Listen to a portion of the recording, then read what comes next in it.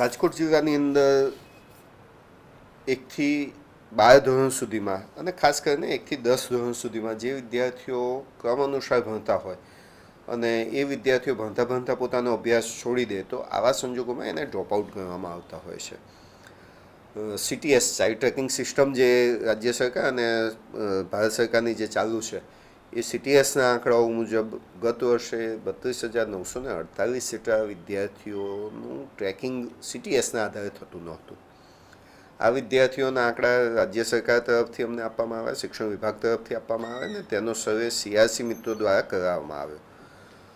CRC અને શિક્ષક મિત્રો દ્વારા જ્યારે આનો સર્વે કરાવવામાં આવ્યો ત્યારે અમુક બાબતો જે ખૂબ સારી હતી તે પણ ધ્યાન ઉપર આવી અને ક્યાંક જે આપણે જાગૃત થવા જેવું હતું તે બાબતો પણ ધ્યાન ઉપર આવી છે. કેટલાક વિદ્યાર્થીઓ એવા હતા કે જે ઓલરેડી એની એ સ્કૂલમાં પોતાનો અભ્યાસ ચાલુ કરી દીધો હતો, તે બાળકો પણ એવા મળી આવ્યા છે. તે આંકડો પણ ખૂબ સન્માનજનક છે. કેટલાક વાલીઓને સમજૂત કર્યા અને ફરીથી રીએનરોલમેન્ટ કરાવડાવ્યા અને આ વર્ષના પ્રવેશોત્સવ જે થવાનો છે હવે જે 17, 18, 19 તારીખોમાં જૂન મહિનામાં જે શાળા પ્રવેશોત્સવ થવાનો છે તેમાં આ બાળકોને અમે પ્રવેશ સુનિશ્ચિત કરવાના છીએ. આની સાથે સાથે કેટલાક બાળકો અન્ય શાળાની અંદર ભણવાનું શરૂ કરી દીધું હતું, પરંતુ CTSમાં પ્રાઇવેટ શાળા હોય તો એ શાળાઓએ પોતાનું ટ્રેકિંગ પ્રોપર વેમાં ન કર્યું હોય તેના હિસાબે એ બાળકો ટ્રેક નહોતા થતા, તો એ બાળકોનું પણ અમે ટ્રેકિંગ પૂર્ણ કરેલું છે. હવે જે સૌથી વધુ બાબત જરૂરી છે એની ઉપર આવું છું. 8,087 જેટલા બાળકો એ માઇગ્રેટ થયેલા છે. આ માઇગ્રેટ થયેલા બાળકો એટલે રાજકોટ જિલ્લામાંથી અન્ય જિલ્લામાં કે રાજકોટ જિલ્લાના ગુજરાત રાજ્યના રાજકોટ જિલ્લામાંથી અન્ય રાજ્યમાં જતા રહેલા છે. આ બાળકોનું પણ ટ્રેકિંગ અત્યારે હાલ અમારું ચાલુ છે કે એ બાળક કયા જિલ્લામાં ગયું છે. જે તે જિલ્લામાં ગયું હોય ત્યાં પણ એનો પ્રવેશ સુનિશ્ચિત થાય તે પણ અમારા વિદ્યાર્થીઓના નામજોગનો અમારો આ પ્રયત્ન ચાલી રહ્યો છે અત્યારે હાલ. જો બીજા રાજ્યમાં ગયું છે તો એ રાજ્યમાં પણ એનું એડમિશન સુનિશ્ચિત થાય નજીકની શાળામાં, એના માટેના પણ પ્રયત્નો અમારા શિક્ષક મિત્રો દ્વારા, CRC મિત્રો દ્વારા કરવામાં આવનાર છે નજીકના સમયમાં. બીજા 12,543 જેટલા વાલીઓ છે કે જે વાલીઓ પોતે આગળ ભણવાની, વિદ્યાર્થીને આગળ ભણવાની ના પાડી રહ્યા છે. આ એક આંકડો આપણા બધા જ માટે સામાજિક રીતે પણ જવાબદારીની રીતે ગણીએ તો ચિંતાજનક છે.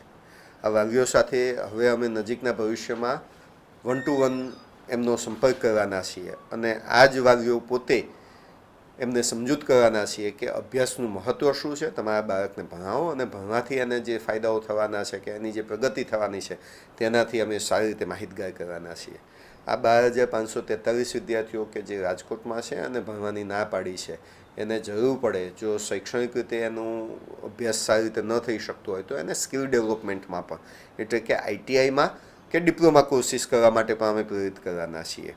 ક્યાંક બાળકને ઘરેથી શાળા દૂર હશે તો અમે જે ટ્રાન્સપોર્ટેશનની સુવિધા છે એનાથી માહિતગાર કરી અને ટ્રાન્સપોર્ટેશનનો લાભ લઈ અને બાળક શાળામાં એનરોલ થાય તે માટેના પ્રયત્ન કરવાના છીએ.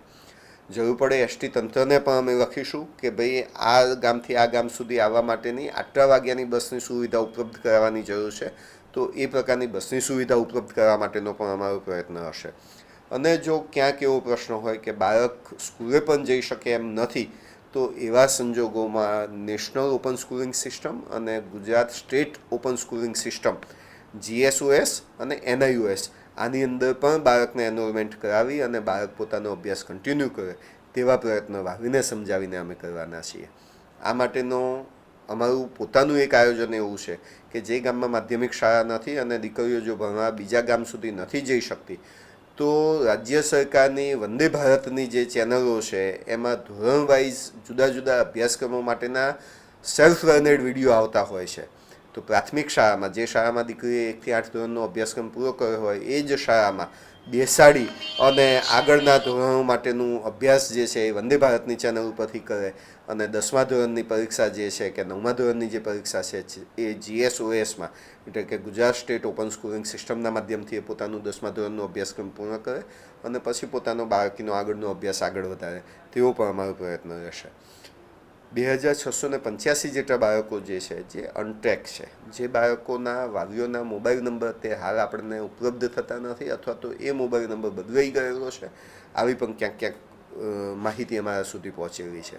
તો આ બાળક છેલ્લે જે સ્કૂલમાં અભ્યાસ કરતું હોય તે સ્કૂલના શિક્ષક મિત્રો પોતે છેલ્લું એનું જે રેસિડન્સ એડ્રેસ છે ત્યાં જઈ સંપર્ક કરશે અને ત્યાં આજુબાજુમાં જઈ અને કઈ શાળામાંથી એને છેલ્લે કઈ જગ્યાએ ગયા એવા પાડોશી પાસેથી પણ માહિતી મેળવવાનો કે એનો બદલાયેલો જો ફોન નંબર હોય અથવા તો કોઈ મિલમાં કામ અથવા કારખાનામાં કામ કરતા હોય તો કારખાનાના માલિક સાથે પણ સંપર્ક કરી અને એ વાલી કઈ જગ્યાએ ગયા છે અથવા તો એનો બીજો નંબર કયો છે એ નંબર મેળવી એ બાળકોને ટ્રેક કરી અને એ બાળકોનું પણ આગળનો અભ્યાસ ચાલુ રહે તેવા અમારા શિક્ષણ વિભાગ તરફથી પ્રયત્નો થવાના છે. સમગ્ર રાજ્યમાં આ પ્રકારની કસરત ચાલુ છે. આ જ પ્રકારની કસરત રાજકોટ જિલ્લામાં પણ ચાલુ છે.